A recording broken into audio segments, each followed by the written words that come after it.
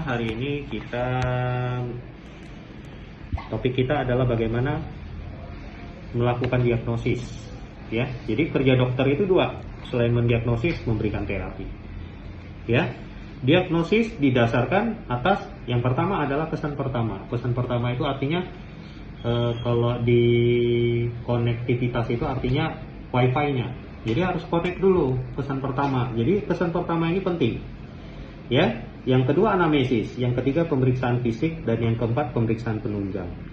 Konsep dari satu diagnosis adalah mengerucut ke bawah, ya, mengerucut ke bawah. Artinya apa? Kalau pertama kali pasien datang, kita diagnosisnya masih banyak, tapi setiap kali kita melakukan tindakan, kita harus mengerucutkan diagnosis, ya. Yang pertama tadi kesan pertama, yang kedua adalah anamnesis. Anamnesis ada beberapa cara melakukan anamnesis. Ada yang melakukan 4W, 1H, what, where, when, why, dan how, ya. Ada yang melakukan secara basic. Kalau di kuliah namanya 7 mutiara, ya. Mulai dari riwayat penyakit sekarang, riwayat penyakit terdahulu, riwayat keluarga, riwayat sosial budaya, sosial ekonomi, ya. 7 secretnya, 7 mutiaranya, onset, lokasi, hal-hal yang memperberat, hal-hal yang memperingan, kualitas, kuantitas, dan apa faktor penyerta. Jadi 7, ya. Jadi anamnesis ini penting. Kenapa? Karena dia bisa mengerucutkan. Kita lihat ya, segitiga ini ya, dia paling ngerucut. Jadi anamnesis yang baik, dia pasti ngerucutnya banyak, bisa sampai 60% sampai 70%, ya. Itulah sebabnya pentingnya anamnesis, ya.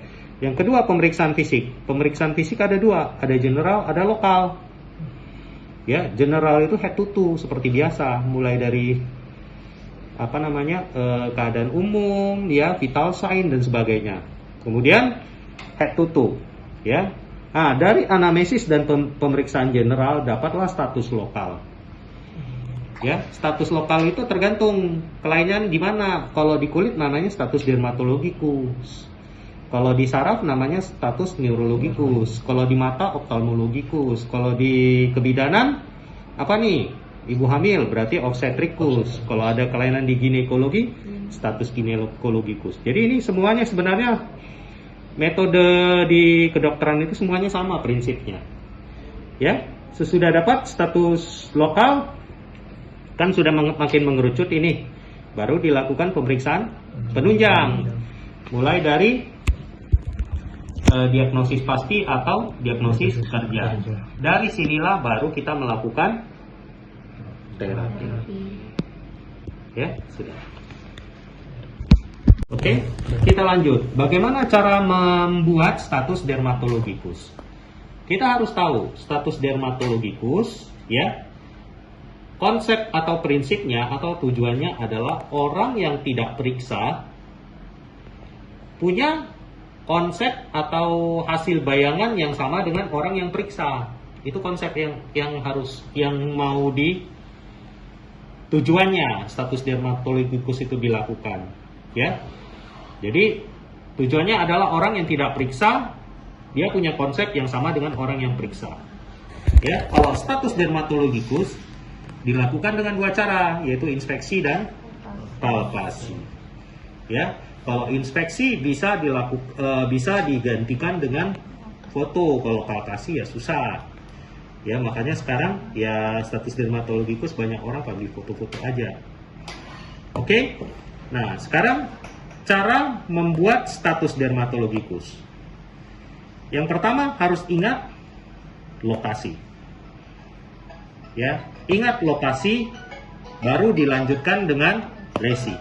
Jangan terbalik, lokasi dulu. Lokasinya di mana? Di A, di B, di C, di D, baru lesinya, ya. Nah, di foto juga sama, jangan lupa lokasinya. Sesudah dapat lokasinya, baru lesinya.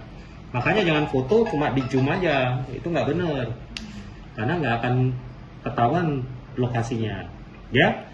Jadi di status dermatologikus ada, kalau ada hafalannya, ingat lokasi baru lesi. Lokasi dulu ditulis, ya. Nah, yang di lesi apa yang ditulis? Yang pertama lesi utama. Lesi utama dulu ditulis.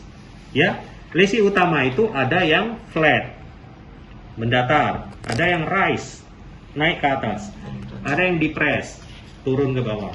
Ya, yang flat makula patch.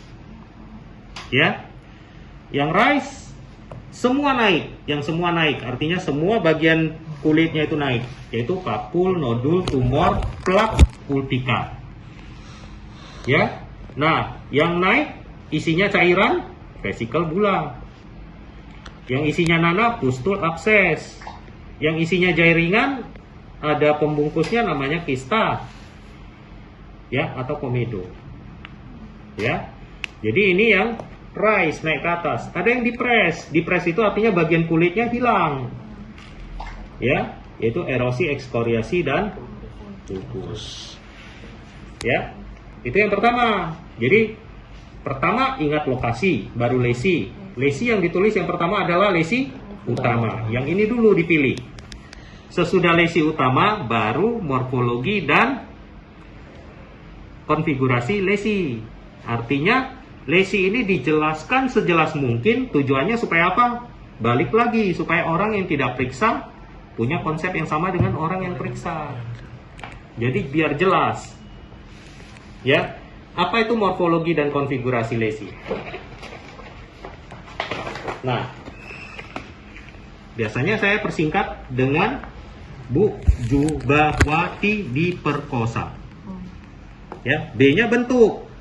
Jadi misalnya apa? Makula. Makula bentuknya apa? Bisa bentuknya kupu-kupu, bentuknya kayak jarum, milier, lentikuler, numuler, plakat. Ukuran. Ukurannya berapa? Bisa diukur, bisa pakai penggaris dan sebagainya. Atau bisa dianalogikan. Misalnya kayak jarum, udah bentuk dan ukuran milier. Nah, itu udah ada bentuk, udah ada ukuran. Ya, lentikuler kayak jagung, sudah ada bentuk, sudah ada ukuran. Jumlah kalau satu namanya soliter, banyak multiple. Batas, kalau batasnya tegas circumscribe, kalau batasnya tidak tegas diffuse. Warna, ya tergantung warnanya apa. Kalau merah erythema, kalau putih hipo pigmentasi, kalau hitam hiper. Bisa violaceus warna ungu, warna biru tulis saja biru. Ya, kemudian sudah warna tepi. Tepi, apa bedanya tepi dengan batas? Batasnya itu jelas, atau ini kalau tepinya, kita lihat tepinya ada yang lebih meninggi nggak? Ada yang lebih aktif nggak? Ya, itu tepi. Ya, kemudian distribusi. Distribusi ditulis kalau lesinya multiple.